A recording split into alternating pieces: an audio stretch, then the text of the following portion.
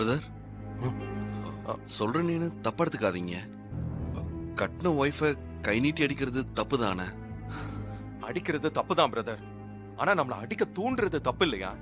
குற்றம் செய்யறது மட்டும் இல்ல, குற்றம் செய்ய தூண்டுறதும் தப்பு தானே?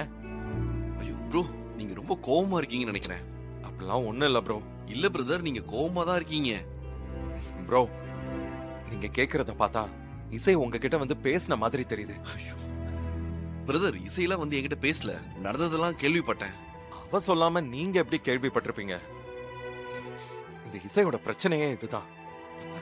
அதுக்குள்ள வந்து உங்ககிட்ட எல்லா விஷயத்தையும் சொல்லிட்டா பாத்தீங்களா? கூல் பிரதர், நீங்க சொன்ன சம்பவம் நடந்தது உங்க வீட்ல இல்ல பிரதர்.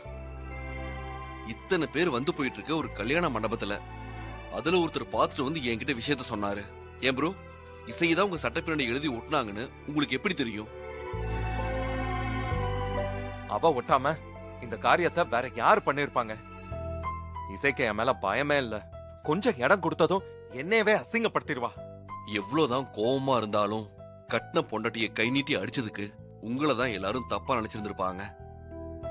நீங்க என்னன்னா இசைதான் உங்களை அசிங்கப்படுத்தினாங்கன்னு சொல்றீங்க. தப்பு ப்ரோ. நான் யூசுவலா யாருக்கும் அட்வைஸ் எல்லாம் பண்றது கிடையாது. நீங்களே கொஞ்சம் யோசிச்சு பாருங்க. அத்தனை பேருக்கு முன்னாடி ஒட்டினா நீங்க கோவப்படுவீங்கன்னு இசைக்கு தெரியாதா என்ன? அப்படி இருக்கும்போது எப்படி அவங்க இப்படி ஒரு காரியத்தை பண்ணிருப்பாங்க? என்னடா, உங்க பர்சனல் விஷயத்துல ஓவரா மூக்க நுழைக்கிறேன்னு நீங்க நினைக்க வேண்டாம். சச்சா, அப்படியெல்லாம் ஒண்ணு இல்ல ப்ரோ. இசை எப்ப என்ன அண்ணன் கூப்பிட்டாங்களோ அப்பவே எனக்கு அவங்க தங்கச்சி ஆயிட்டாங்க. நான் அந்த உரிமையில சொல்றேன். நீங்க அடிச்சதும் அவங்க பேசாம போகும்போதே தெரிய வேண்டாமா அவங்க இந்த சீப்பான காரியத்தை பண்ணலன்னு? நீங்க வேணும்னா பாருங்க, இன்னும் கொஞ்ச நேரத்துல உங்களை சமாதானப்படுத்துறதுக்கு அவங்களே வருவாங்க. அவ்வளவு பாசம் வச்சிருக்காங்க உங்க மேல. தப்பு பண்ணவங்க தான் சமாதானப்படுத்தவும் செய்வாங்க ப்ரோ.